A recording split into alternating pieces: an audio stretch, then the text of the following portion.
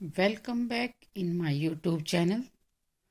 आज हम नात्सीवाद की लोकप्रियता के बारे में जानेंगे। कक्षा 9 का ये अध्याय है। आज का हमारा विषय है 1930 तक आते आते जर्मनी में नात्सीवाद इतना लोकप्रिय क्यों हुआ। सबसे पहले तो हम ये जानेंगे कि नात्सीवाद का प्रवर्तक एडॉल्फ हिटलर को माना जाता है। एडॉल्फ हिटलर ने प्रथम विश्व युद्ध में जर्मनी की सेना में केवल एक सैनिक के रूप में कार्य किया था और प्रथम विश्व युद्ध में जर्मनी को करारी हार का सामना करना पड़ा। वह इस प्रथम विश्व युद्ध में जर्मनी की हार से बहुत ही आहत था, यानी दुखी था। उसने 1919 में जर्मन वर्क्स पार्टी की सदस्यता ग्रहण कर ली। उसके बाद उसने इस पार्टी को ही नेशनल सोशलिस्ट पार्टी का नाम दिया और इसी पार्टी को बाद में नात्सी पार्टी के नाम से जाना जाने लगा।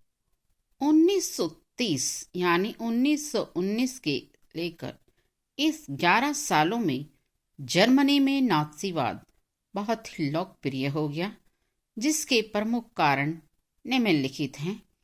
आइए हम चर्चा करते हैं कुछ प्रमुख कारणों के। सबसे पहला कारण था वाइमर गणराज्य की असफलता।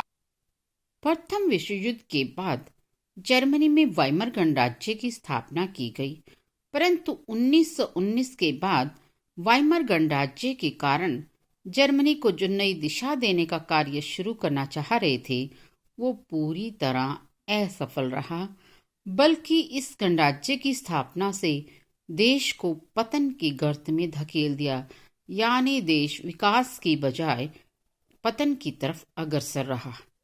दूसरा मुख्य कारण था आर्थिक संकट। प्रथम विश्व युद्ध के बाद जर्मनी को जन धन की हानि उठानी पड़ी।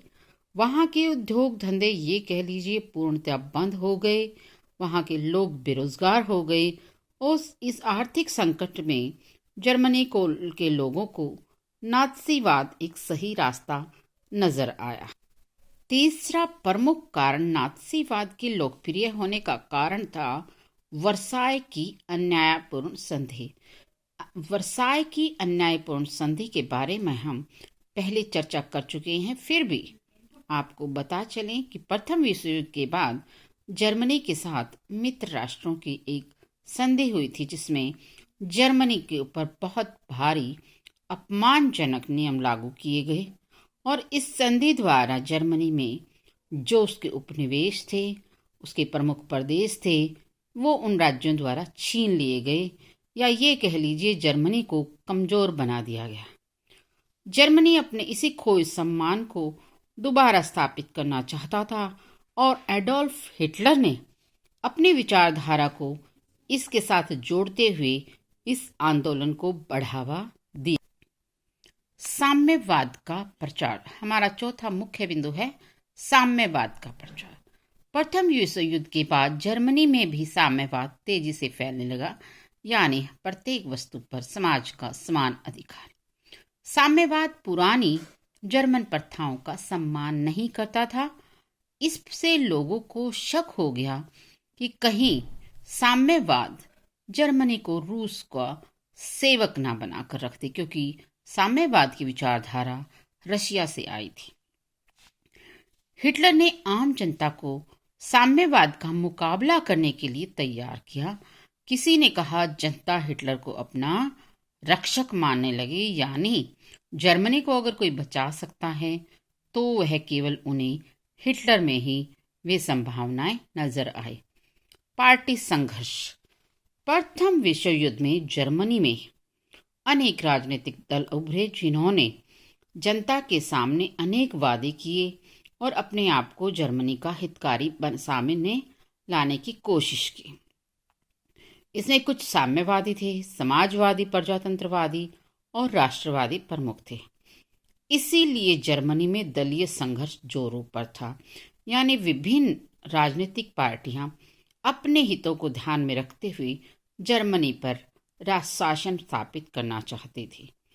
यह पार्टी संघर्ष के कारण गणतंत्रीय शक्ति लगातार कम हो रही थी और इसी दलीय संघर्ष का फायदा उठाया हिटलर ने और वहां पर अपना सत्ता पर अधिकार जमा लिया। एक इतिहासकार ने तो यहाँ तक कह डाला है कि उनके 71 होने की असफलता, यानी जो विभिन्न राजनीतिक दल थे वो एक स्थान पर एकत्रित नहीं हुए और इसी ने नात्सीवाद को बढ़ावा दिया। जर्मनी में नात्सीवाद की लहर आ गई। छठा बिंदु है यहूदियों के विरुद्ध प्रचार। सबसे महत्वपूर्ण कार्य प्रथम विश्व युद्ध के दौरान जो जर्मनी की हार हुई उसके लिए हिटलर ने पूर्णतया यहूदियों को इसके लिए जिम्मेवार ठहराया। उसके अनुसार अर्थात एडोल्फ हिटलर के अनुसार जर्मनी को जो हार हुई है उसे धोखा दिया यहाँ के यहूदियों ने और उन्होंने मित्र राष्ट्रों की जर्मनी के विरोध में जाकर सहायता की। सरकार पर उनका पूरा नियंत्रण था, इसीलिए हिटलर ने जर्मन के लोगों को यहूदियों के विरुद्ध भड़काया और लोगों को हिटलर में अपना भविष्य नजर आया। सातवां मुख्य बिंदु है हिंसक राष्ट्रवाद की महिमा का गुणगान। नात्सियों ने अंतर्राष्ट्रीय लोकतंत्र और शक्ति का मजाक उड़ाया। उन्होंने बताया हिंसक राष्ट्रवाद, युद्ध, एक नेता की महानता आदि का गुणगान किया।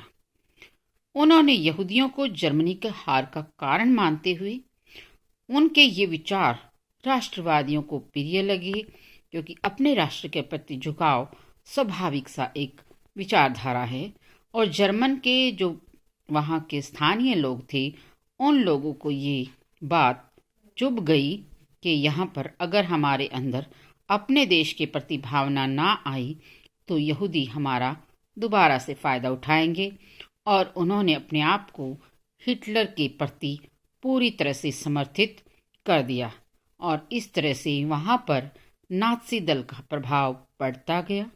या ये कह लीजिए कि नात्सीवाद का जन्मदाता हिटलर था और हिटलर को जर्मन की जनता ने प्रथम विश्व युद्ध के बाद के हालात को देखते हुए अपना नेता मान लिया। धन्यवाद।